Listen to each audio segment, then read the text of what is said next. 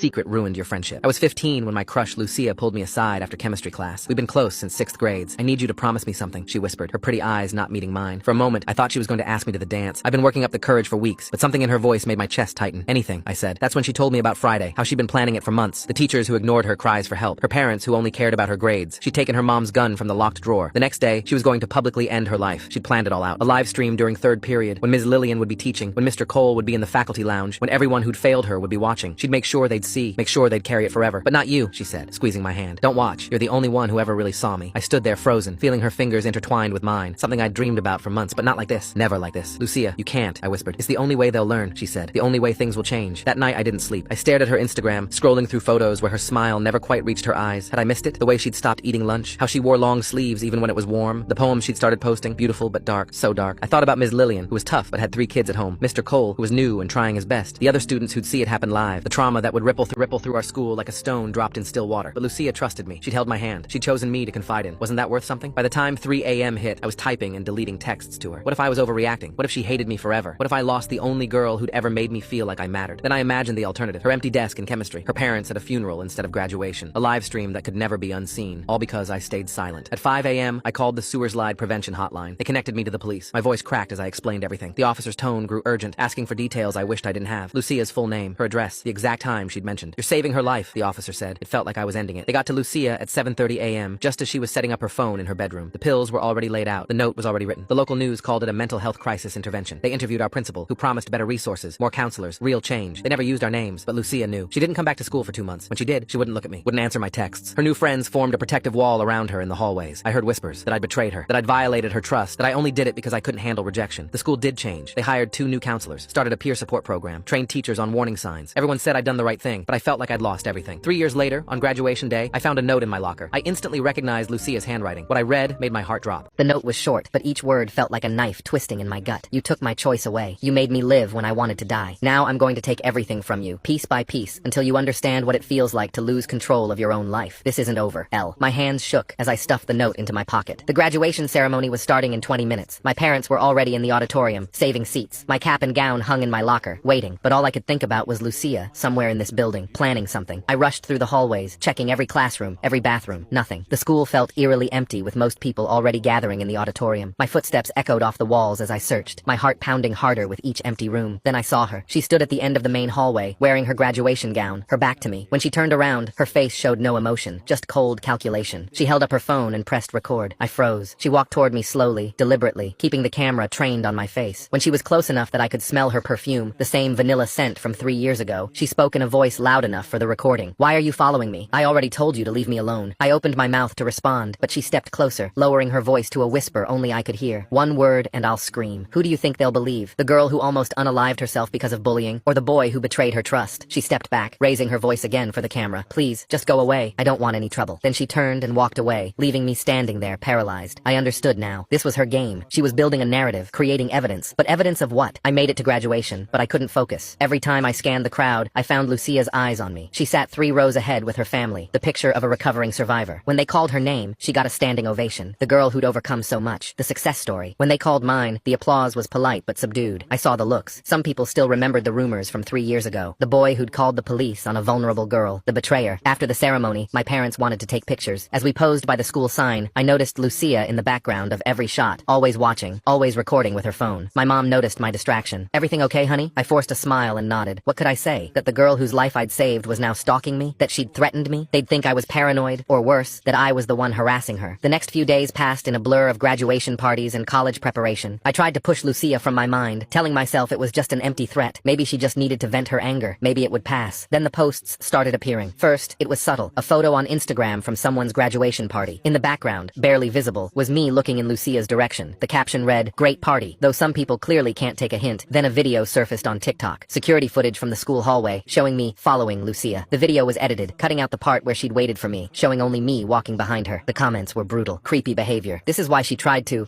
some guys just can't handle rejection. I reported the video, but more kept appearing. Each one carefully edited, each one painting me as an obsessed stalker who couldn't leave her alone. My Instagram started getting flooded with messages from strangers calling me horrible names. My Facebook was bombarded with friend requests from fake accounts. I tried reaching out to mutual friends, but Lucia had gotten to them first. She'd shown them the videos, told them how I'd been following her, how scared she was. They believed her. Why Why wouldn't they? She was the victim. She was the one who'd almost died. My parents started noticing my mood changes. I was jumpy, constantly checking my phone, barely sleeping. They asked if something was wrong, but I couldn't find the words. How could I explain that my act of saving someone had turned into my own nightmare? 2 weeks after graduation, I was at the grocery store when I felt someone watching me. I turned to see Lucia at the end of the aisle, phone in hand. She smiled and waved, then typed something. Seconds later, my phone buzzed. A photo of me in the cereal aisle. The caption, "Can't even shop without him showing up. This is getting scary." I abandoned my cart and left immediately, but the damage was done. By the time I got home, the photo was already circulating in our town's Facebook group. People were commenting about calling the police, about protecting Lucia, about how someone should do something about that boy. My mom was waiting in the kitchen when I walked in. Her face was pale, her laptop open on the counter. "We need to talk," she said. She'd seen the posts, the videos, the comments. She wanted to know what was really going on. I tried to explain, but even to my own ears it sounded crazy. A conspiracy by the girl I'd saved? Edited videos? Staged encounters? My mom wanted to believe me. I could see it in her eyes, but doubt crept in. She asked why Lucia would do this. What could she possibly gain? I showed her the note from graduation, but she pointed out it wasn't signed. It could be from anyone. That night, I lay in bed scrolling through my phone, watching my reputation crumble in real time. Friends were unfriending me. College acquaintances were blocking me. 3 years of being known as the guy who saved a life were being erased, replaced by something much darker. Then I noticed something. In one of the videos, a reflection in a window, another person filming. Someone was helping Lucia. She wasn't doing this alone. I screenshot the image and zoomed in. The face was blurry but familiar. Marcus Royval, one of Lucia's new friends. The one who'd been most vocal about protecting her from me. I had my first piece of real evidence, but what could I do with it? Who would believe me? I wonder what Lucia's really thinking with this whole revenge plan she's got going on. She's clearly been planning this for a while, but why wait 3 whole years? There's something about the timing that makes me curious about what else might be going on in her life right now. And more importantly, what was Lucia's endgame? The note said she'd take everything from me piece by piece. My reputation was already in ruins. What came next? My phone buzzed. Another message, this time from an unknown number. "This is just the beginning. Sweet dreams." Attached was a photo of my house, taken from across the street. Tonight. I jumped up and looked out my window. The street was empty, but I knew she was out there, watching, planning, and I was running out of time to figure out how to stop her. I rushed to my parents' bedroom and shook my dad awake. He groaned and checked the clock, but when he saw my face, he sat up immediately. I showed him the photo and explained everything as quickly as I could. My dad grabbed a flashlight and headed outside while my mom called the police. The officers arrived within 15 minutes. They took my statement, examined the photo, and checked the area. They found nothing. No footprints, no evidence anyone had been there. One officer suggested it could have been taken earlier in the day with a timer. The other asked if I'd been having any conflicts with anyone recently. I tried explaining about Lucia, showing them the posts and videos. They took notes, but I could see the skepticism in their eyes. One officer pulled my parents aside. I couldn't hear the conversation, but I saw my mom's worried glances in my direction. After they left, my parents sat me down. My dad suggested maybe I should talk to someone, a therapist perhaps. My mom mentioned that the stress of graduation and starting college could affect people in different ways. They weren't saying they didn't believe me, but they weren't saying they did either. I spent the rest of the night wide awake, refreshing social media obsessively. More posts kept appearing. Photos from different angles at the grocery store I hadn't even noticed being taken. Videos from graduation showing me staring at Lucia. Each post carefully crafted to build a narrative of obsession. By morning, I had 17 missed calls from friends, not to check on me, but to tell me to stop, to leave Lucia alone, to get help. My best friend since middle school sent a long text about how disappointed he was, how he never thought I was that kind of guy. I decided to fight back. I created a document with timestamps, showing how the videos were edited, pointing out the inconsistencies. I wrote a long post explaining my side of the story, about saving Lucia's life, about the note, about everything. Within an hour, my post was gone. Reported for harassment. My account was temporarily suspended for violating community guidelines. Meanwhile, Lucia's posts remained up, gathering more views, more angry comments directed at me. My college orientation was in 3 days. I'd been looking forward to it for months. A fresh start at a school 2 hours away, where nobody knew my history. Now I wondered if the story would follow me there too. That afternoon, I drove to the mall to buy supplies for my dorm. I kept my head down, avoiding eye contact with anyone who might recognize me. I was loading bags into my car when I heard a familiar voice. Marcus Royval stood behind me with 2 other guys I recognized from school. They weren't threatening exactly, just standing there, watching. Marcus held up his phone, not recording this time, just showing me the screen. It was a group chat with over 50 members. The group name was Protecting L. He scrolled through the messages, people discussing my whereabouts, sharing sightings, planning ways to intervene if I got too close to Lucia. Some messages were from people I'd never even met, strangers who'd joined the cause after seeing the viral videos. Marcus put his phone away, and the 3 of them walked off without saying a word. The message was clear. I was being watched by an entire network of people who believed I was dangerous. I drove home in a daze. This was bigger than just Lucia now. She'd created a movement, turned herself into a symbol of survival, and me into a symbol of everything wrong with guys who couldn't handle rejection. The truth didn't matter anymore. The narrative had taken on a life of its own. That evening, my mom knocked on my door. She'd been crying. Someone had sent messages to her workplace, warning them about her dangerous son. Her boss had called her in for a meeting. While he wasn't taking any action yet, he'd suggested she might want to take some time off until things calmed down. My dad was in the living room on his laptop, his face grim. He showed me what he'd found. Someone had created a website dedicated to exposing me. It had all the videos, the photos, screenshots of supposed conversations where I'd I'd said disturbing things. The conversations were fake, but they looked real enough. The website had a counter at the bottom. Days since last incident, 0. It updated every time someone reported seeing me near Lucia, even if I was just existing in the same town. My parents were trying to be supportive, but I could see the strain. My mom kept asking if there was something I wasn't telling them. My dad mentioned that maybe I should postpone college for a semester, let things die down. The doubt in their voices hurt more than all the online hate combined. That night, I made a decision.